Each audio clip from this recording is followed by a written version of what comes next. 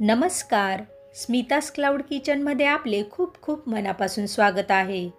भाद्रपद श्राद्ध म्हटलं म्हणजे कारले आणि आळूची पानं या दोन भाज्या आवर्जून स्वयंपाकात केल्या जातात. इतर भाज्यांसोबत कारले मिक्स केले तर भाजी कडू होते. तसेच आळूवडी करायला वेळ लागतो, कारण आपल्याला बराच स्वयंपाक करायचा असतो. म्हणून या दोघं हिरव्या भाज्यांची अगदी झटपट होणारी रेसिपी आज आपण शिकणार आहोत. ती म्हणजे कारल्याची आणि आळूची भजी. त्यामुळे स्वयंपाक तर झटपट होईलच, पण सर्वजण आवडीने हे दोघं प्रकारची भजी खातील. भजी बनवण्यासाठी कारलं आणि आळूची पानं प्रथम पाण्याने स्वच्छ धुवून घ्या. आळूची पानं तर मिठाच्या पाण्यानेच स्वच्छ धुवून घ्या. कारलं कापताना हे सर्कल शेपमध्ये कापा आणि शक्य होईल तेवढं बारीक कापा, म्हणजे भजी तळताना कारलं हे अगदी व्यवस्थित आणि झटपट शिजेल. तसेच कापत असताना त्यातील बिया देखील काढून घ्या.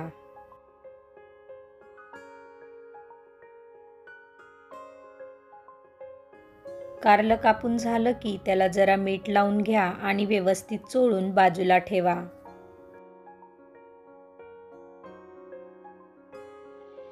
आता लगेच आळूची पानं कापून घ्या. एकाच वेळी तुम्ही सर्व आळूची पानं सहज कापू शकतात. 3-4 जेवढी घेतली असतील तेवढी अगदी सहज तुम्ही कापू शकतात. प्रथम दांड्या कापून बाजूला ठेवा आणि आळूची पानं एकावर एक ठेवून अगदी सरळ रेषेत कापून घ्या.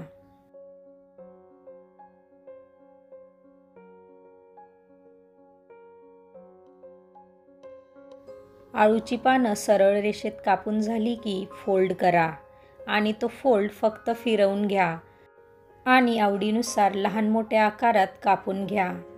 तसेच कापत असताना ज्या जाडसर पानाच्या शिरा असतील त्या देखील अगदी सहज तुम्ही बाजूला काढू शकतात.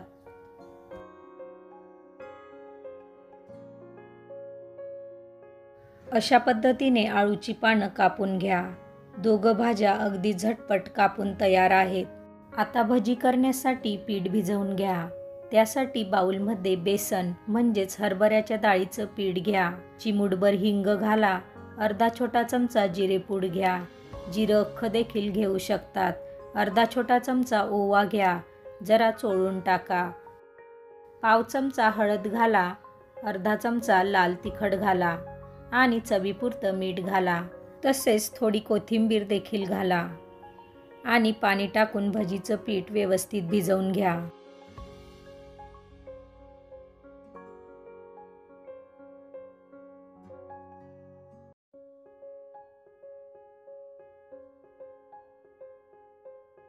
भिजवलेल्या पिठाची कन्सिस्टन्सी अशा प्रकारे यायला हवी.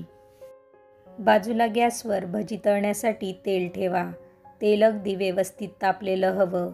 तापलेलं तेल जरा भजीच्या पिठात चमच्याने टाकून घ्या आणि व्यवस्थित मिक्स करा. त्यामुळे भज्या छान कुरकुरीत येतील.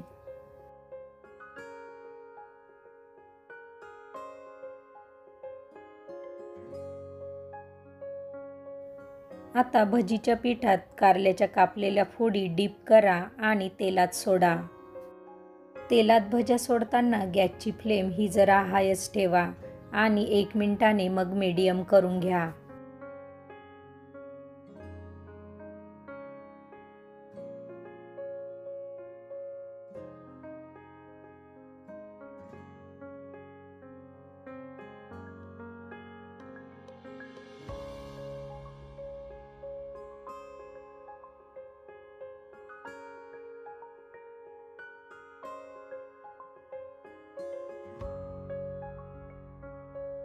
अशा पद्धतीने कारल्याची अगदी झटपट आणि चवीला अप्रतिम लागणारी भजी तयार होईल. भाजी न खाणारे देखील ही भजी सहज खातील. आता कापलेली आळूची पानं त्याच पिठात मिक्स करून घ्या. पीठ जर जास्त असेल तर थोडं बाजूला काढून मग मिक्स करा, कारण आळूच्या पानांना जेवढं पीठ कमी असेल तेवढी भजी कुरकुरीत येईल. अशा पद्धतीने कापलेली पानं व्यवस्थित मिक्स करून घ्या आणि तापलेल्या तेलात भज्या सोडा.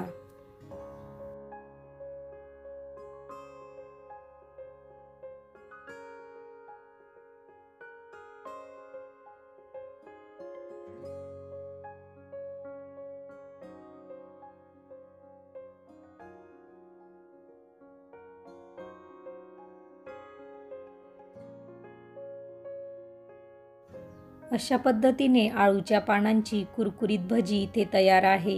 ही भजी पाहून तर तुमच्या तोंडाला सहज पाणी सुटलं असेल। अशा पद्धतीने एकदा भजी करून पहा। नेहमी तुम्ही आळूच्या पानांची अशीच भजी कराल। तर भाद्रपद श्राद्धासाठी झटपट कारल्याची आणि आळूची भजी तयार आहे।